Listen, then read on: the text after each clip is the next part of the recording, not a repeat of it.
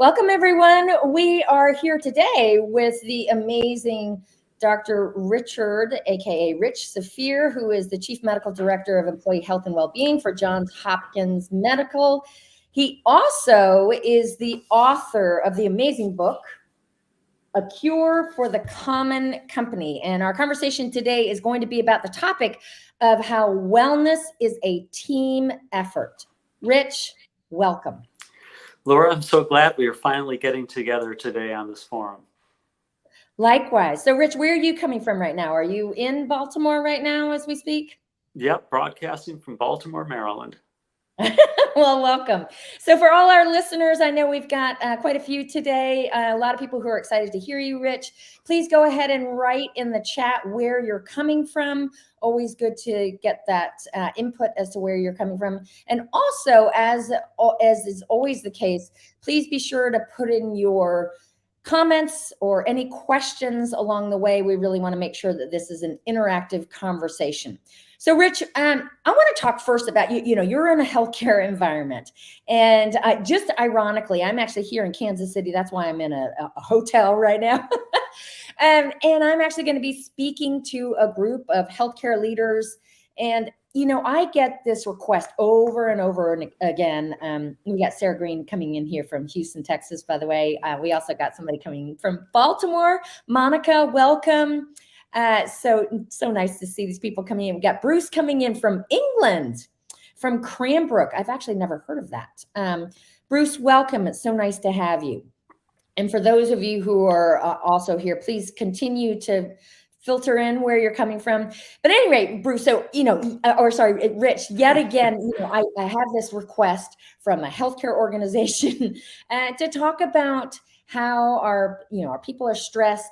Give them some tips so that they can be more resilient, help them to build a more positive mindset. And what I see is that in most cases, this is really more of an organizational issue, a more systemic issue. I mean, let's just start with the fact that providers are overloaded with patient care. They've also got electronic medical records that they're having to contend with.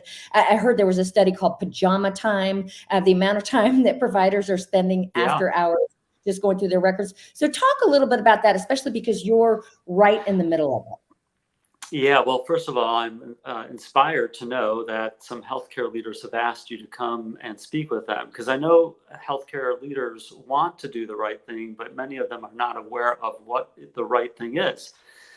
So, you know, of all professions, you'd think, and we know that healthcare providers do know that apples are healthier than candy bars, and we do know that not smoking is better than smoking. So I think we need to reset and understand that the workplace and the people we work with play a huge role in our health and well-being.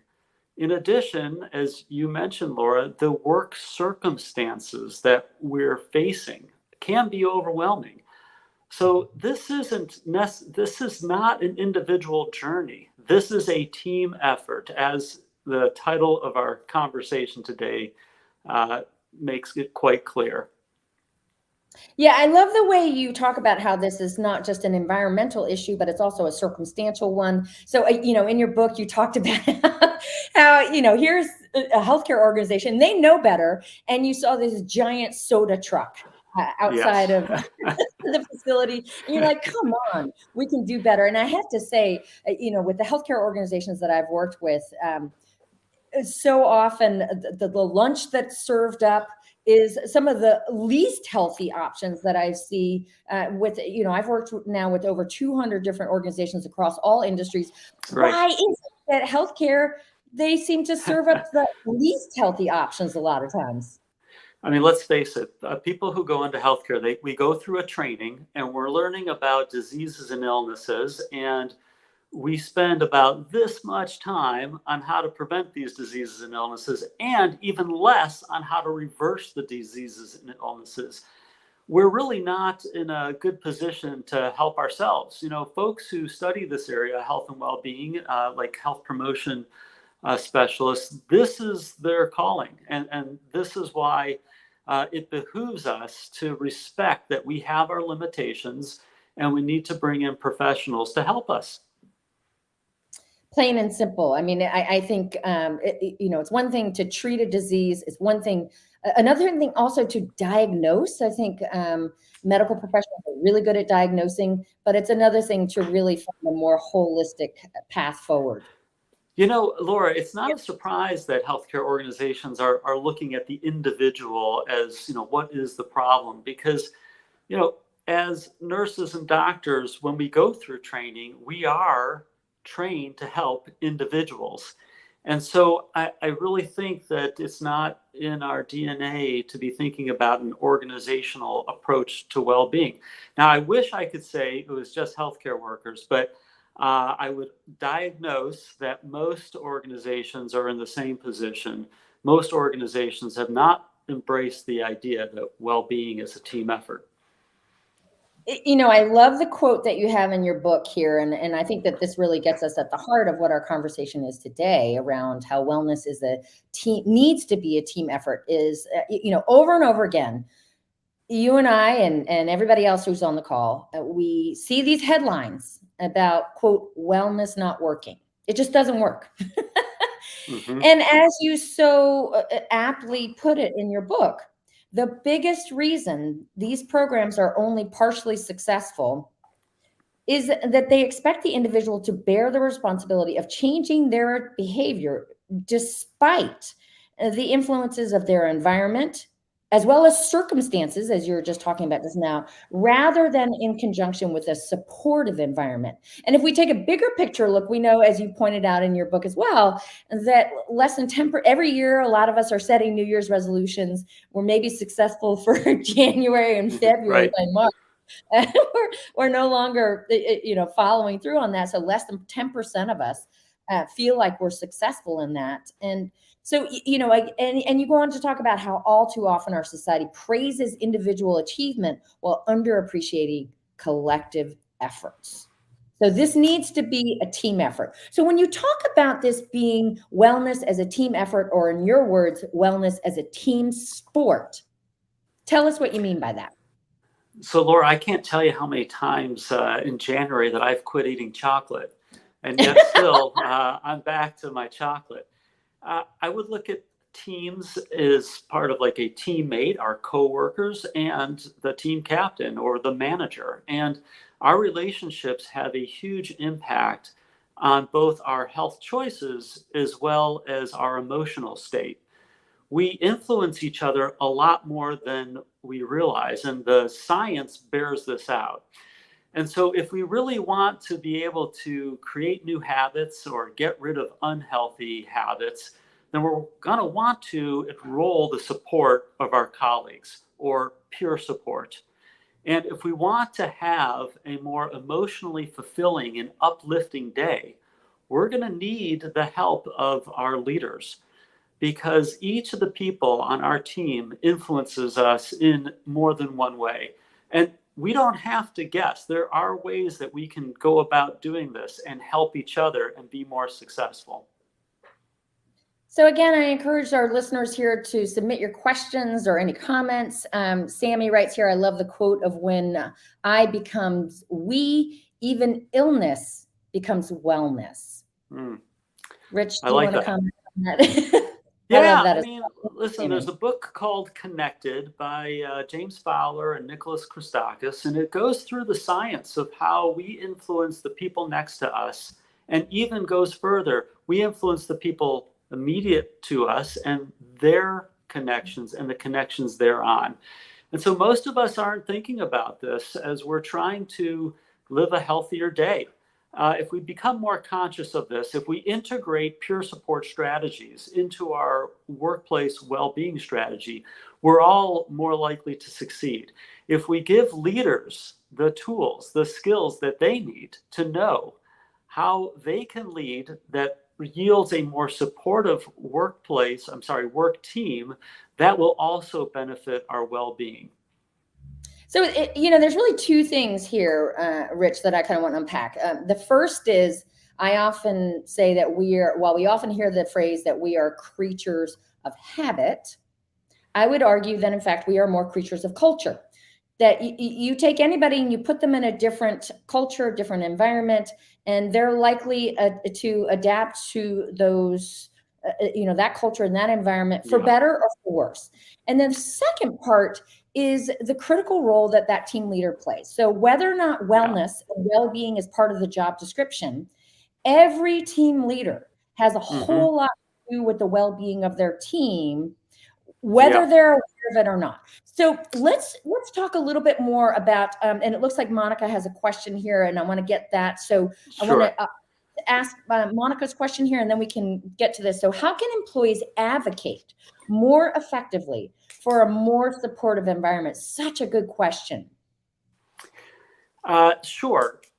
We can advocate with our coworkers as well as our leaders, as well as the institution. So it really depends on, where you're trying to get your support. I would suggest that it's easier to advocate with your colleagues first. So find someone on your team or in your work area that you trust and that you have things in common with. And if you're comfortable, disclose what your well-being challenge is and work with that person to be your peer support. With your manager, that gets a little bit more challenging depending on your relationship with your manager. And as comfortable as you are with being transparent, I would suggest that you not only share what your well-being challenge is, but how it impacts your day and how it impacts the team. That might help your leader see you in two different ways. See you as a person where he or she can give empathy, but also see you as a team person wanting to continue to optimize your contribution and knowing as the team leader that they need to help you through this challenge. And finally, with the organization at large, if you have an opportunity through employee engagement surveys to write in a qualitative or long answer, that's one way to do it. Sometimes we need to be the force which creates the change ourselves. And many organizations have seen grassroots effort be very successful. And in fact, Laura, that's how we got the effort to improve the beverage environment at Johns Hopkins to move along. It wasn't until we were well into our strategy that our leaders realized, hey, we need to be behind this. I think it often, when we think about culture and environment, it often feels like a giant ocean liner. Yeah. We're going to have to Yeah. turn this around. But in fact, really so much of the culture that we quote, culture and environment that we Yeah. experience when we're at work, and this is according to a 19-country study conducted by ADP Research Institute, is actually the team. And that's a whole lot more nimble than that Yes. giant ocean liner. And Yeah. and so, just as you suggested here, first reach out to a peer, especially Hmm. within your team. If you want to change your experience at work, then reach out to a team member, and then really, reach out to your manager or to the team captain. And I think, one message that I deliver to managers and leaders is this idea that you need to be appreciating your people, not just for what they do, but for who they are as human beings. So if we're advocating for ourselves and we're just a member of that team, really helping our team leader to understand the connection between how I am as a human being and how that impacts my performance in a day in and day out basis. But why don't you dive a little bit more into changing the culture can really be more of a team by team effort. Yeah, so Laura, you and I have a lot in common, including our how we emphasize the importance of culture and leaders in creating well-being cultures. So there can be a culture for the entire organization, and a team can have a culture, which I call a subculture. It's a more it's a more customized culture within the larger organization. And the leader certainly plays a role. In the framework that I propose, there are 5 other building ingredients, excuse me. So there's peer support, leadership engagement, norms, and there's shared values, the social climate, and culture connection points. I'm not going to go through all of those right now, but I do want to speak to, Laura, your point about how we are creatures of our culture, and that when we move from one workplace to another, or from one team to another, that we do adapt. There is a science behind norms. People want to fit in. It's partly for our safety, as far as evolution is concerned, that we work with and we're not seen as an outlier. And it's partly because it's an easier path for us. And the question then for the team and the leader, because the leader doesn't need to do this alone, is that how do we change a team norm that's more supportive of our health and well-being, and not harmful of our health and well-being? And we can do that by using the other 5 building blocks. So again, those 5 building blocks, we can do it across a culture, which is support, leadership engagement, norms, shared values, and you said social climate, I think was okay. And so we can do this across the entire culture, but also within the subculture. And absolutely. Leveraging Thaler and Sunstein's idea of designing for it through nudges, if you will. Yes. Actual physical ones as well as cultural ones. Right. Okay. So we do use behavioral economic strategies when creating healthy cultures. And I position those as one of many different types of culture connection points, the things that influence us or shape our behaviors and attitudes. So Sarah Green here wrote in a line, proof of concepts to leaders' priorities. I think that, Sarah, thank you so much for writing that in. And I think so much of this, if we're trying to really, kind of change hearts and minds of those leaders, particularly those team leaders, we need to help them to understand not only why well-being, but also why them, and then what now, kind of some of the strategies that we're looking at right now. But talk a little bit about that, kind of really helping them to understand the value. And then if we can get Heather's question and comment or question posted back up in just a moment after Rich has a chance to answer this. So there's plenty of data to show leaders that having a healthier workplace culture not only benefits the individuals, but also the institution at large. However, if you're in the health promotion space, I think it's in our best interest to also make an emotional connection for the individual, because often data is not going to be what it takes to cause action. Without diving into this much further, listeners may want to check out the diffusion of innovation model for organizational change. That model will give you a variety. Basically, it'll lay out the steps that you could take to be more effective in your effort in getting your entire organization to take a step forward.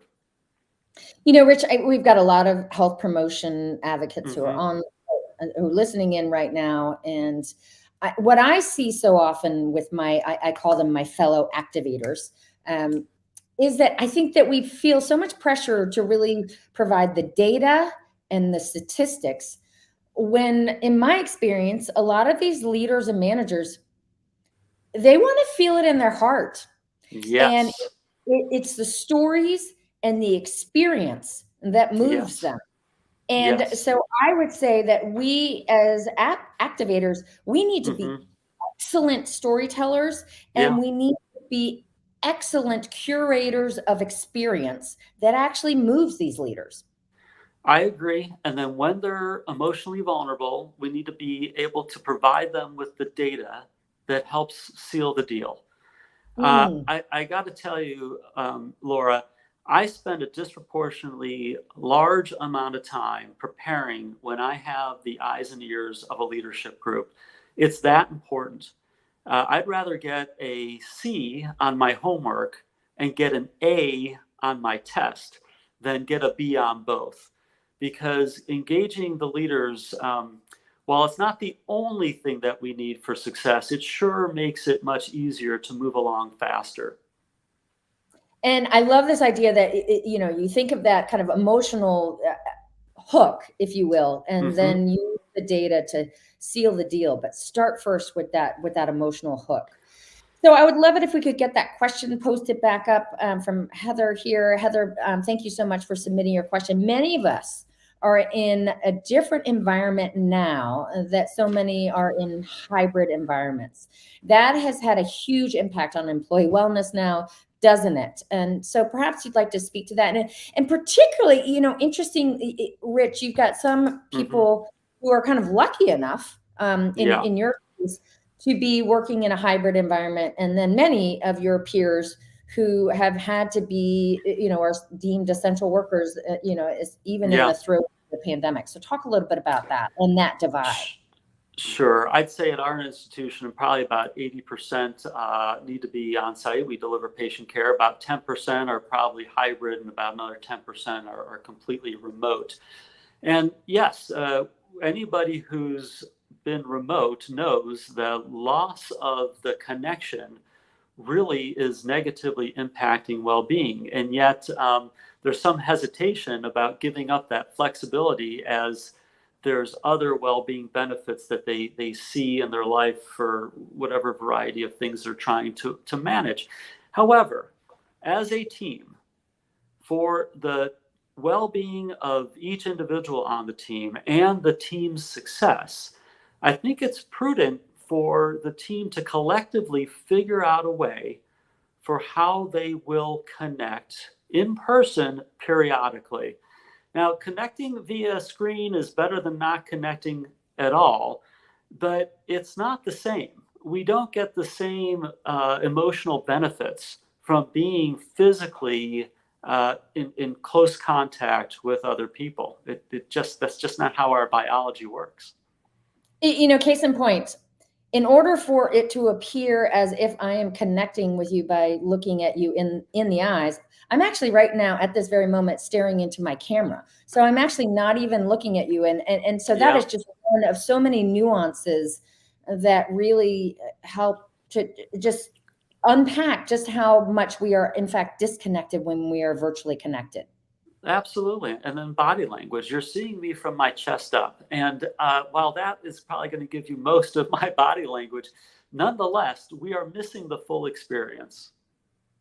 I think it's one of these situations of be careful what you ask for, because while on the one hand, it really does provide a lot of flexibility that, everybody craves and needs flexibility and autonomy. But Yeah. on the other hand, what is the cost? What are the hidden costs? Not only around connection, which Yeah. is something that we need so much, but also around career growth. There's a study that recently Yes. came out showing out that there's a cost around career growth, especially for younger workers, and Yep. interestingly, especially for women. Yeah. Yeah, I mean, this is a loss. And we also know that our professional growth and our feedback from our manager impacts our well being. There's so many different layers on this. Laura, I want to point out the value of social connectedness on our health and well being didn't just start at the onset of the pandemic. I mean, this is so important that the American College of Lifestyle Medicine included social connectedness or relationships as one of their 6 key pillars in having a healthy lifestyle. And And of course, there's the longstanding Harvard study that found, which is more than 80 years old, finding that the number one yes, critical factor for longevity and quality of life is love and connection. There's nothing that matters more. yeah. And this social connectedness, we're talking about it in a positive spirit right now, Laura, but we also have to remember people in the workplace could negatively impact our health and well-being because of the poor relationship we have, which gets back to how we started our time together today, which is to talk about well-being as a team effort and to make sure we're all playing on the same team and that we're supporting each other through our life journey. So, Rich, can you give us an example? I know you've done a lot of work within Johns Hopkins, but also with organizations like Accenture Yeah. around the power of wellness as a team effort. Can you talk a little bit about a success around that? Oh, sure. I mean, the reason why I pointed out Accenture on a LinkedIn post early this morning is because they're doing what I think we should all be doing. they're not only demonstrating that they know as an individual they need to be practicing self-care through the day and even and after hours, but also that the team leader is talking about well-being with their team, and they're supporting individuals on their team to find their well-being path. Some of them are even making sure they have a well-being champion on the team to help the team its entirety. Listen, leaders have a lot to do, and some of them, if they hear one more thing that's on their plate, they're just going to scream. So we need to support them in whatever way we can, including creating a vibrant, a skilled, and an effective well-being champion network.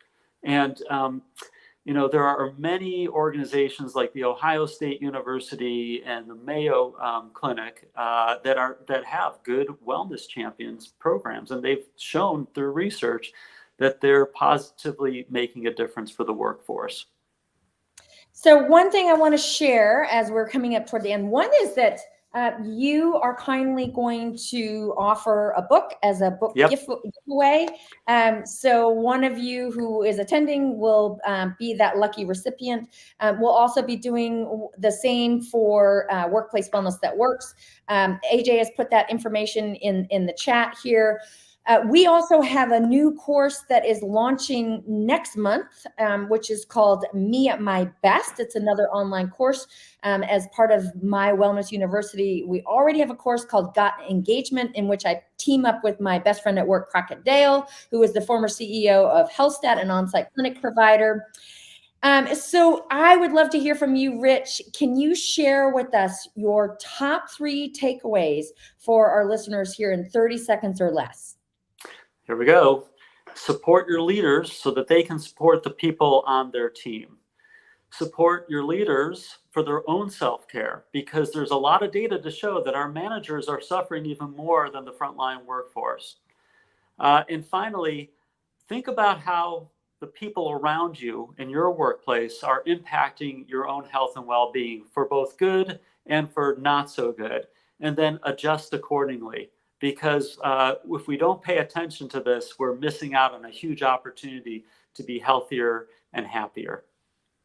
So support your team leaders, or are we talking about all leaders or specifically team leaders here? All leaders, help support all leaders so that they can do a better job supporting the health and well-being of the people on their team. And the second one is support the health and well-being of the individual leader. Yeah. And I think that you're absolutely right. A lot of these, particularly team leaders, they're really struggling. And so we really need to be helping them with their self-care, but also helping them to understand how they don't have to go it alone. It can be something that they can do with their team members, and to really levy their support as well, and to show some vulnerability along the way. I think that often in the team leaders that I work with, when I share with them that it's okay to show some vulnerability around this, there's a sense of relief around that they can lean into their team, and they can even lean into other team leaders and pair up. Right. And vulnerability is actually even going to be helpful beyond it builds trust with the people they lead. It shows them that we're human and that it's okay. You don't have to be perfect, and you're allowed to know that you are having some well-being struggles in the workday, and we'll address them together. The only way forward is together, right? Yes. So, Rich, how can, first of all, this has been such a great conversation. I want to thank you so much for being my guest, and I can tell that our audience really has gotten a lot out of this. A reminder to people who are listening in, all of these sessions are recorded. You can access all of these by going into my YouTube channel, and I know that AJ has put that into the comments here. We also have the link here for you to be able to participate in the book giveaway. Our next speaker up is going to be a woman by the name of Catherine Price. She is a science journalist and has an amazing TED Talk, and she also is the author of a recent book that came out called The Power of Fun. So that's going to be our conversation, is The Power of Fun. Rich, can you tell us how people can stay in touch with you? Yes, if you can spell my last name, then we can be in touch. It's richardsafir.com is my website, and you can also find me on LinkedIn. And Saphir spelled S-A-F, as in Frank, E-E-R. Yes. Awesome. And so our next conversation together will be, again, the fourth Wednesday of the month. That will be in May. We've got a nice comment here from Sammy saying, excellent conversation. Rich, thank you again. Sarah as well. Awesome discussion. Thank you so much. As well as from somebody else saying, great discussion. Thank you so much. Rich, you were amazing. I want to thank you so much for being my guest today and look forward to following your work. And again, for all the listeners here, please check out his book, A Cure for the Common Company. It's such a great guide, tangible steps that any leader can take as well as any individual can take. So thank you all so much.